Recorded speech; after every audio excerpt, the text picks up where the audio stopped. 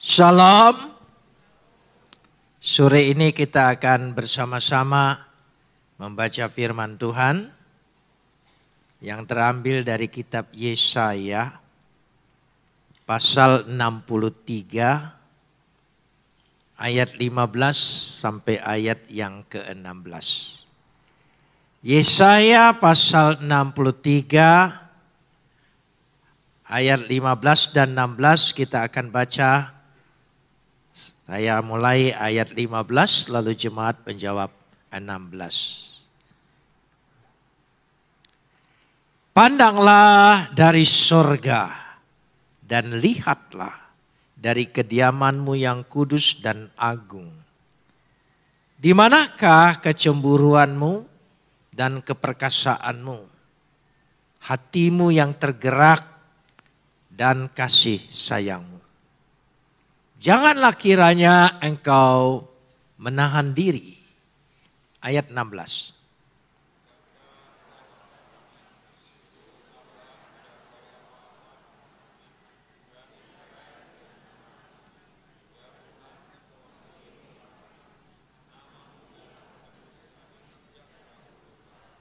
Kapot leha Adonai Elohenu kapot leha.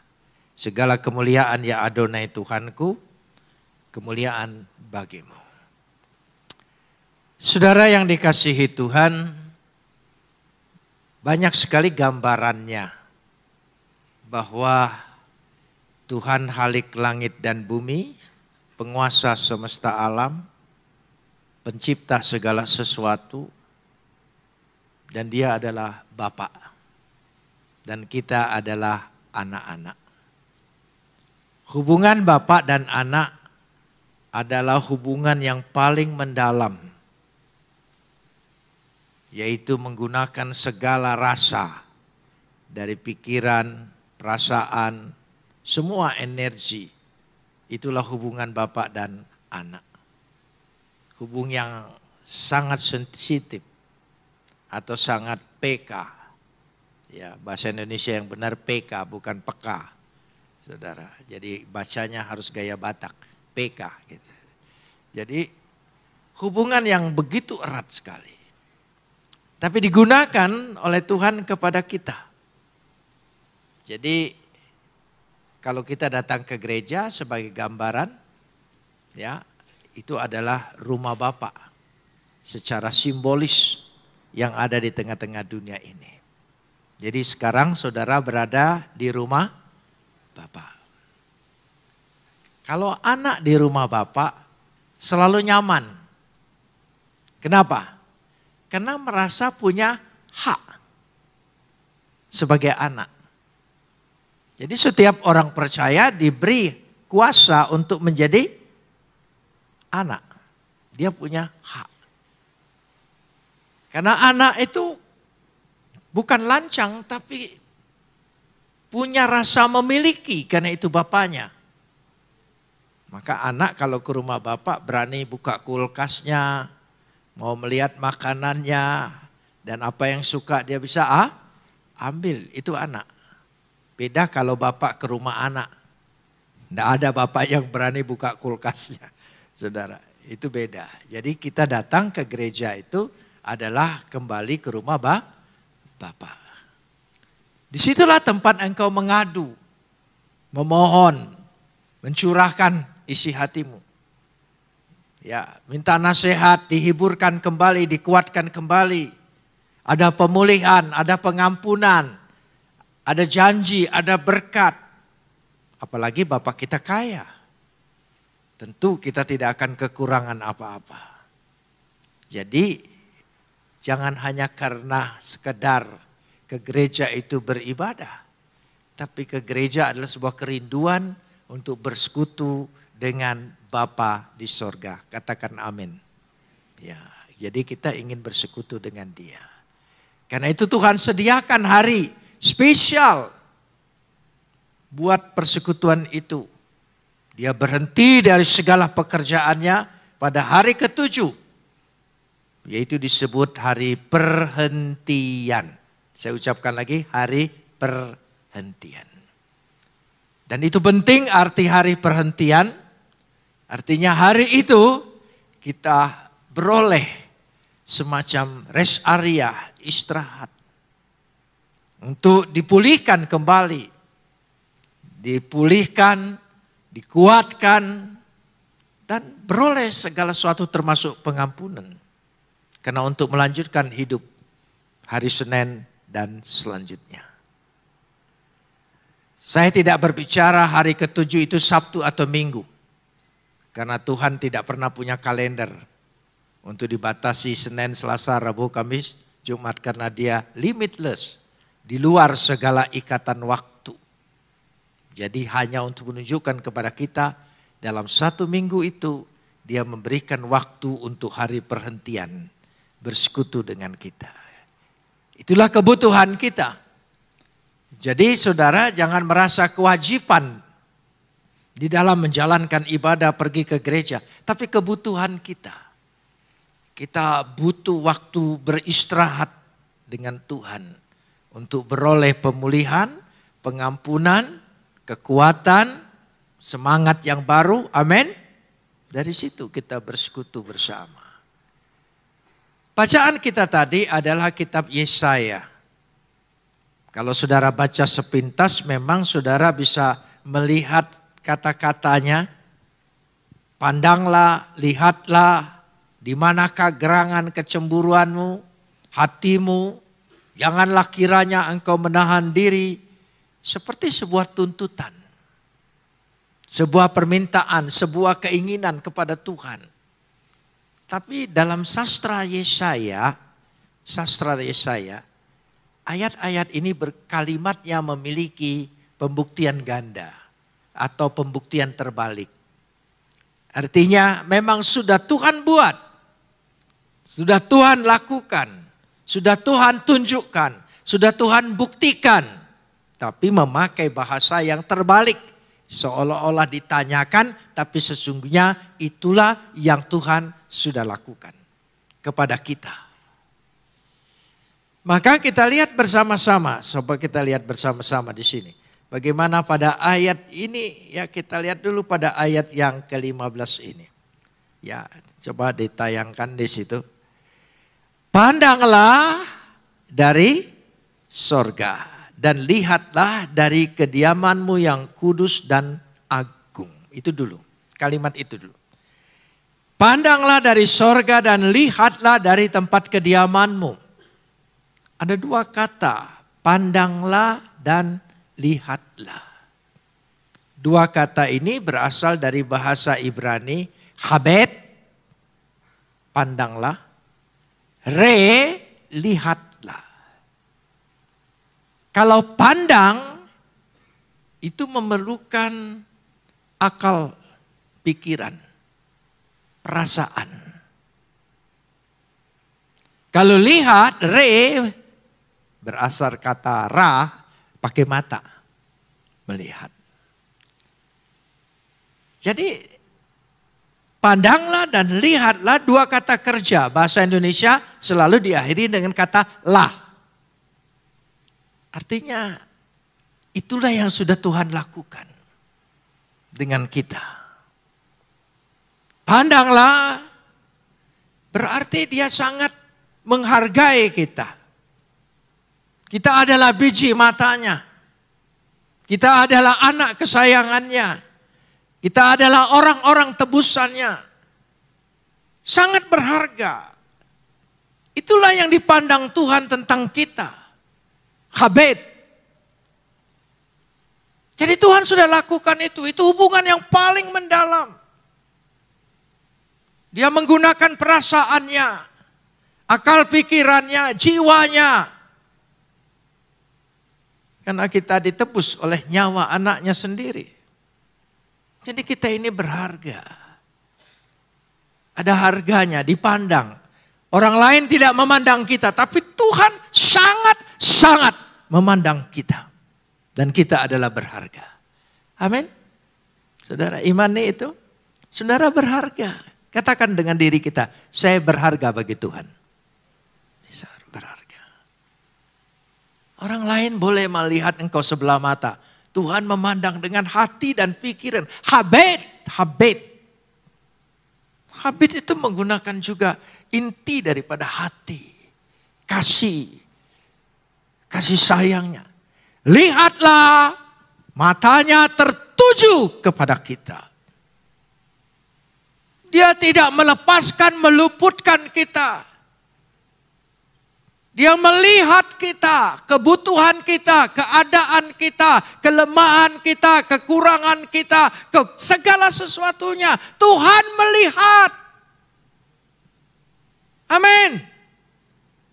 Kita tidak ditinggal sendiri. Begitu besar kasih-Nya. Tadi pagi saya ingin tegaskan lagi. Dikatakan begitu besar, sangat besar kasih Tuhan akan isi dunia ini. Begitu besar. Itu artinya tanpa batas, Besar, coba ucapkan secara crescendo, gak habis sampai dunia berakhir. Besar, sangat besar. Karena itu kita tidak boleh menghakimi orang. Kasih Tuhan masih berlaku atasnya. Kita tidak tahu rahasia Tuhan kepada dia. Amin. Tidak boleh menghakimi. Dia berharga di mata Tuhan. Saudara barangkali melihat dia secara lahiriah. Tapi Tuhan melihat hatinya. Dan dia berharga. Dan kita semua dipandang oleh Tuhan. Habit. Melihat, matanya tertuju kepada kita. Kalau yang pertama kita adalah biji matanya, sekarang matanya sendiri tertuju kepada kita. Amin. Tidak ada yang ditinggalkan Tuhan. Buat apa kita kecewa? Buat apa kita bersungut-sungut? Buat apa kita merasa yatim piatu sendirian? Buat apa kita merasa seolah-olah berjalan sendirian? Tidak. Mata Tuhan tertuju kepada saya. Katakan, mata Tuhan tertuju kepada saya. Amin, saudara. Itu kekuatan besar. Makanya kita lanjutkan. Dia mandang dari sorga, melihat dari kediamannya, ya, dari tempat yang kudus, dari tempat yang agung. Artinya dengan segala kekuasaannya. Wetip arteha, dengan segala kebesarannya, dengan segala kekuasaannya, dengan segala kemilikannya, aku memandang engkau dan melihat engkau. Aku menghargai engkau seperti itu. Biasanya orang yang di bawah lebih rendah memandang ke atas. Tapi ini dia yang maha tinggi memandang kita yang berada di bawah. Kita berharga. Sekali lagi katakan, saya berharga di mata Tuhan. Amin. Kita lanjutkan sekarang. Masih ayat 15. Di manakah kecemburuanmu? Keperkasaanmu? Ya, hatimu? Dia memang ini seperti pertanyaan di manakah? Aye. Tapi sebetulnya aku sudah lakukan itu. Kamu bisa buktikan. Ya, ada kecemburuan, kin atha. Ada kecemburuan. Ada emosi, ada perasaan, ada semangat, ada gairah, kata kin atha. Jadi hubungan yang begitu mendalam Tuhan dengan kita. Dia punya kecemburuan. Dia punya gairah. Dia punya kerinduan. Orang yang punya hubungan kekasih kan ada rasa cemburu. Karena dia merasa memiliki. Nah Tuhan cemburu karena dia merasa kita miliknya. Dia ingin kita selamat, dia ingin kita benar, dia ingin kita diberkati. Amin. Dia cemburu. Dia tidak usil, dia cemburu. Karena inilah emosinya dia. Kin atha. perasaannya, emosinya, hatinya, gairahnya. Dia punya gairah ketemu kita ini. Makanya ungkapkan gairah kita juga kepada dia lewat puji-pujian, lewat semangat, lewat sembahan kita kepada dia, lewat perasaan dan hati kita tercurah kepada dia. Amin. Kin'atha. Sehingga kita sungguh-sungguh merasakannya. Uge puroteha. Dia punya keperkasaan, dia punya kejantanan, dia punya kehebatan, dia punya kepahlawanan. Dia sanggup mempertahankan miliknya.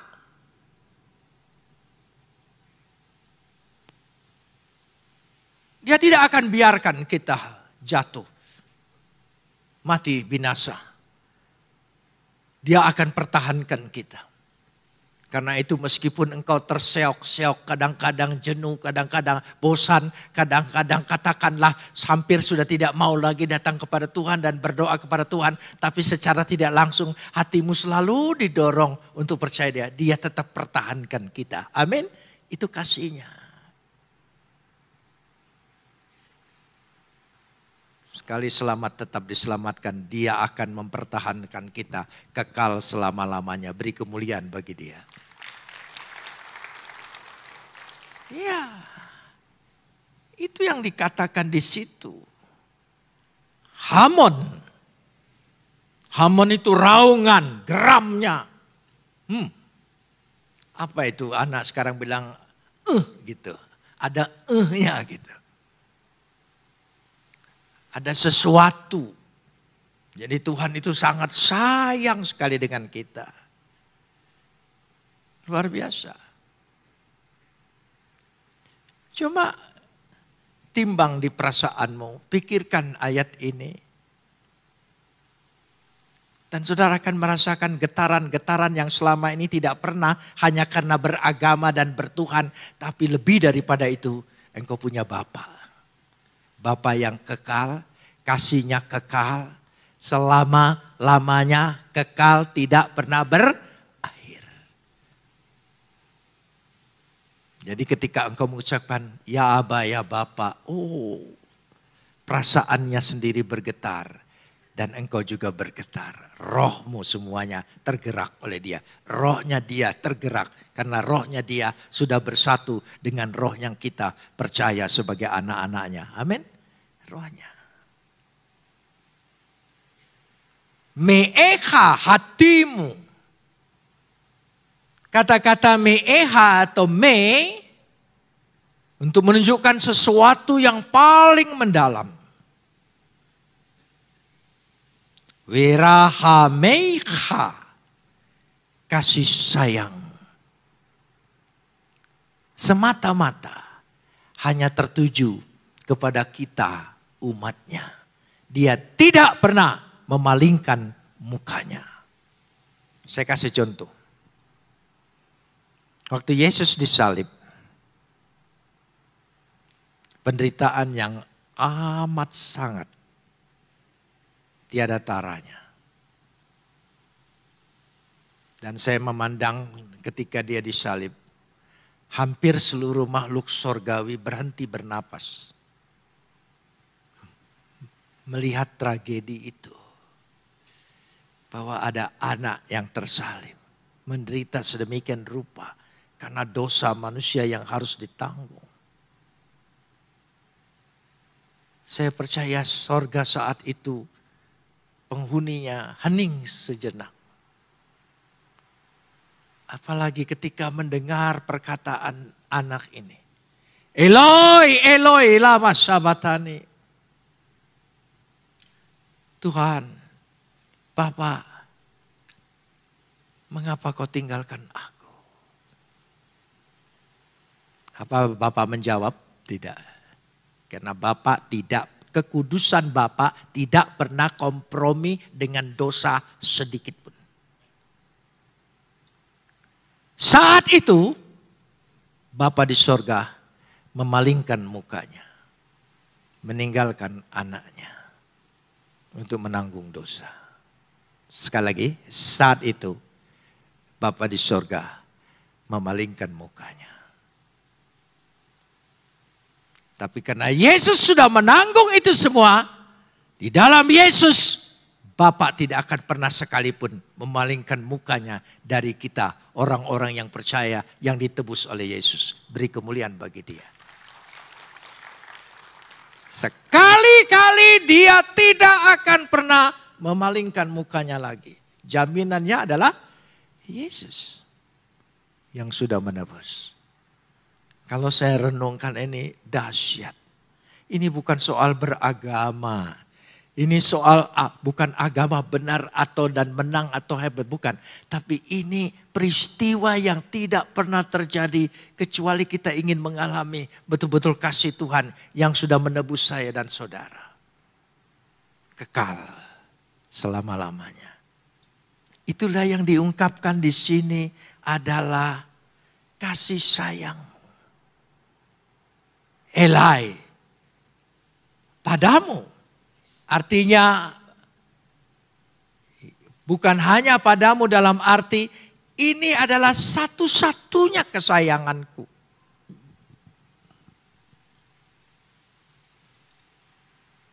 Malaikat tidak menjadi kesayangan Bapa.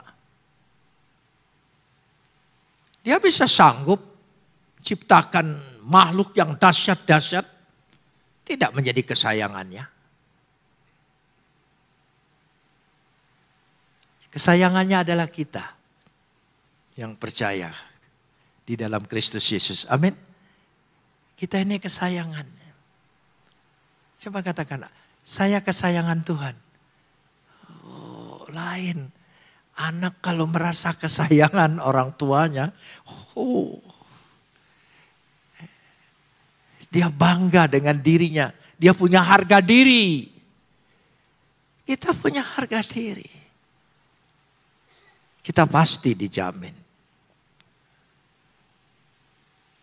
Masih ayat 15c. Janganlah kiranya engkau menahan diri. Janganlah kiranya engkau menahan diri. Hit afaku. Sebetulnya ini pertanyaan, kenapa engkau ditahan? Kenapa ditahan-tahan? Tapi sebetulnya dia ingin membuktikan, aku tidak pernah menahan diri terhadap engkau.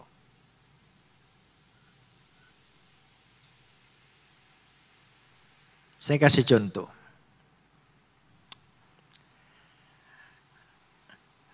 Bapak janji dengan anaknya. Nanti kalau sudah naik kelas, Bapak beliin HP baru ya. Ini Bapak janji dan anaknya. Wah, anaknya menunggu sekali kenaikan kelas itu. Dan sementara menunggu, anaknya menunjukkan kerajinannya, kasih sayangnya, taatnya, melakukan semua perintah bapaknya. Saya ingin tanya bapak-bapak. Ya, bapak betul bapak ya. Ya, dengan anak kandungnya bukan anak tiri. Sudah janji seperti itu tapi melihat anaknya begitu bekerja, menunjukkan segala sesuatu. Adakah bapak bisa menahan diri untuk lebih cepat untuk membelikan? Enggak sampai nunggu nanti. Banyak bapak akan melakukan, aduh, aku terbeli hatiku. Aku tidak ingin menahan diri, aku ingin segera. Tuhan tidak pernah menahan berkatnya buat kita. Justru dia akan segera. Dia tidak tahan-tahan. Dia ingin curahkan semua berkatnya, kasih sayangnya. Pulang dengan berkat sepenuhnya dan melimpah dalam nama Yesus. Amin. Itu Tuhan kita. Itu digambarkan oleh Yesaya sedemikian rupa. Saya sangat mengagumi sastra Yesaya. Luar biasa. Kata, kalimat, semua memiliki makna yang sangat-sangat mendalam. Sepertinya sebuah tuntutan. Tapi balik lagi saya katakan, ini adalah pembuktian terbalik. Ayat 16. Bukankah engkau Bapa kami Satu pertanyaan. Tapi sesungguhnya pernyataan ini pembuktian terbalik. Aku adalah Bapamu. Ya. Bapamu. Ki ata abinu. Engkau Bapa kami. Bapa yang asli. Bapa yang betul-betul Bapa. Karena itu dibandingkan, coba ayatnya, dibandingkan. Coba ayat yang ke-16. Ya, ayat yang ke-16. Ayat yang ke-16. Bukankah engkau Bapa kami? Dibandingkan. Ya, sungguh Abraham tidak tahu apa-apa tentang kami. Bukankah Abraham Bapa orang beriman? Tapi dia tidak tahu apa-apa. Tapi Tuhan itu Bapa kita yang paling asli, yang paling tahu. Abraham tidak tahu apa-apa. Bahkan Israel itu maksudnya Yakub. Ya. Israel tidak mengenal kami. Lanjutkan, coba sama-sama. Ya Tuhan, Engkau sendiri apa? Bapa kami, Engkau. Ini semua dianggap bapak-bapak orang beriman, bapak-bapak nenek moyang, bapak-bapak semuanya. Itu tidak tahu menahu sangkut paut. Engkau Bapa kami, Engkau lebih tahu, Engkau asli, Engkau segala-galanya. Amin.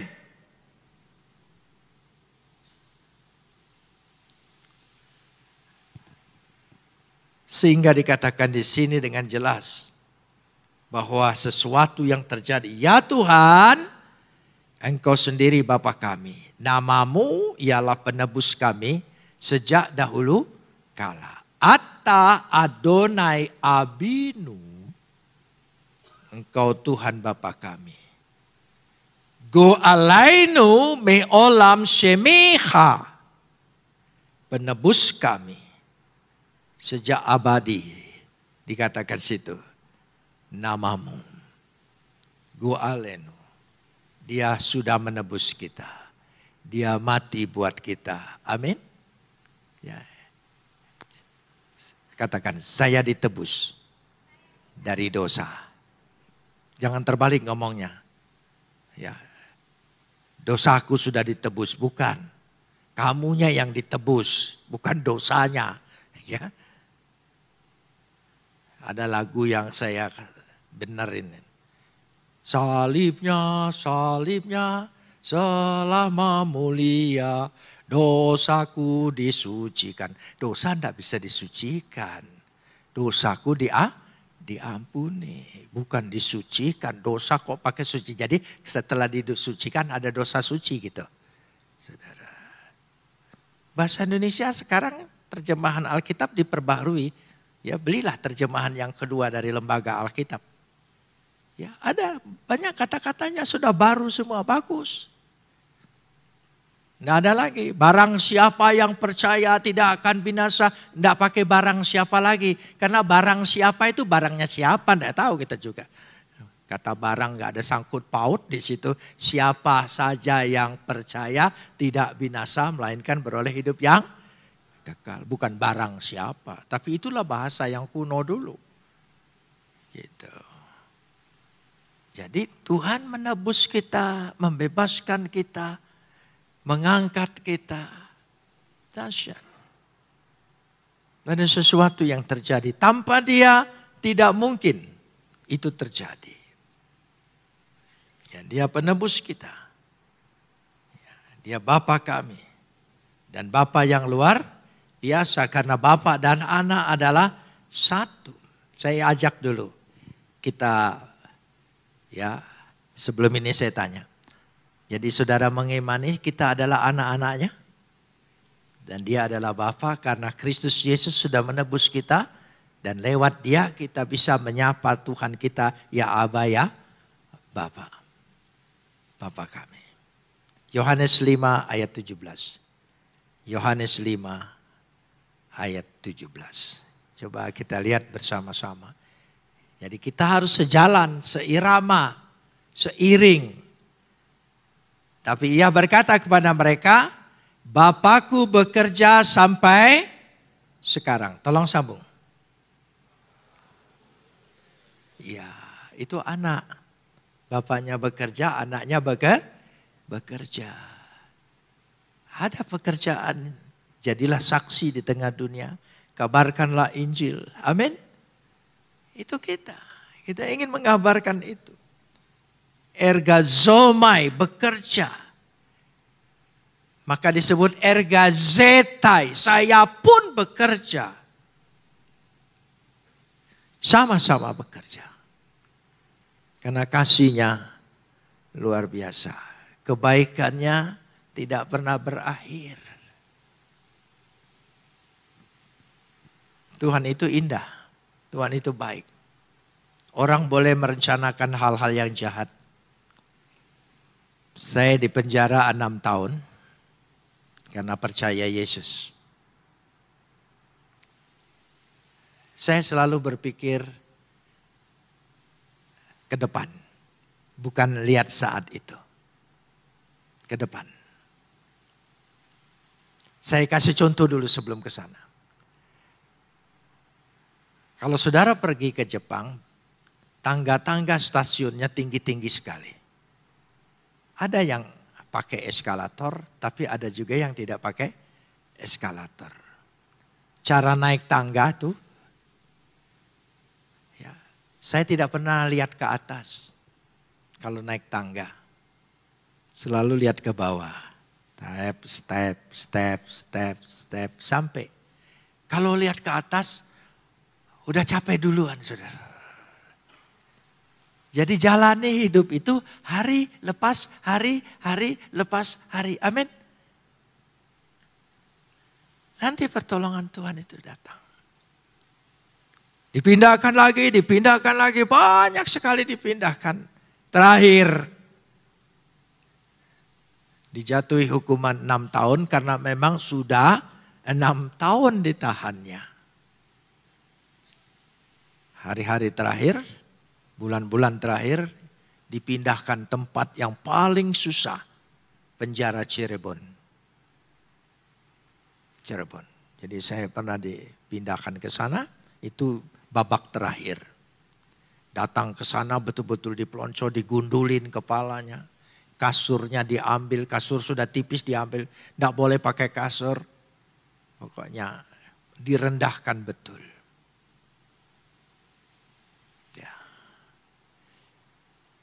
Saudara, itu hanya berlangsung enggak sampai seminggu. Langsung berubah keadaannya. Ternyata wakil kepala penjara, istrinya mendengar nama Yusuf Roni, teman kuliah saya. Jadi malam-malam saya dipanggil, datang ke ruangan kepala penjara, lihat di situ. Tadi baik. Lalu dia bilang, begini Roni, saya tiap hari akan kirim kamu makanan. Jadi saya selalu dikirim makanan dari rumah wakil kepala penjara. Orang pikir dibuang ke Cirebon, tempat penyiksaan terakhir, ternyata tempat saya yang paling senang. Wakil kepala penjara bilang, jangan minta bebas karena belum waktunya, sabar ya katanya.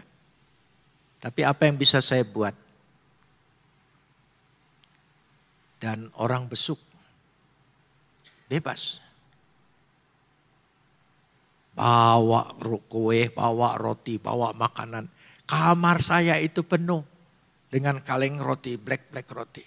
Sampai penjaga bilang, kamu mau buka toko ya?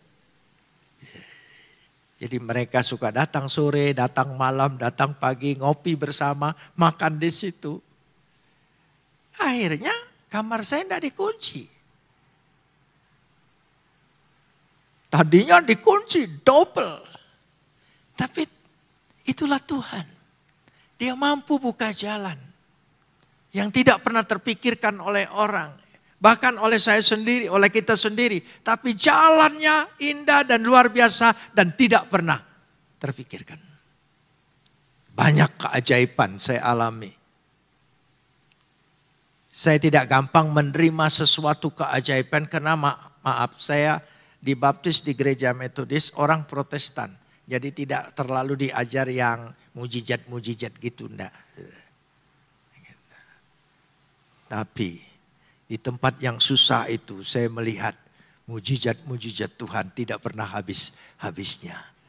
Jadi tempat sengsara adalah media, arena bagi mujizat Tuhan berlaku atas hidup kita. Justru saat-saat kita menderita, saat-saat kita susah, itu adalah medan atau media bagi Tuhan untuk menyatakan mujizatnya. Katakan amin. Amin. Jadi jangan takut kalau engkau mengalami itu medianya sudah ada. Engkau akan melihat mujizat Tuhan terjadi di dalam hidupmu. Amin. Iya. Jangan lihat itu susahnya. Banyak sekali. Tidak pernah habis-habisnya. Di situ saya belajar. Arti mujizat Tuhan itu tidak pernah habisnya. Saat di mana? Musa membelah laut saat kritis. Saat mereka terbuang, dikejar-kejar oleh tentara Fir'aun. Faro bisa terbelah. Bukan lagi jalan-jalan lalu lautnya dibelah. Enggak saudara, bukan waktu senang mujizat Tuhan itu terjadi. Waktu sangat mendesak, sangat susah. Sekali lagi, kesusahan dan penderitaan adalah arena media mujizat Tuhan berlaku atas hidup kita. Katakan amin. Amin.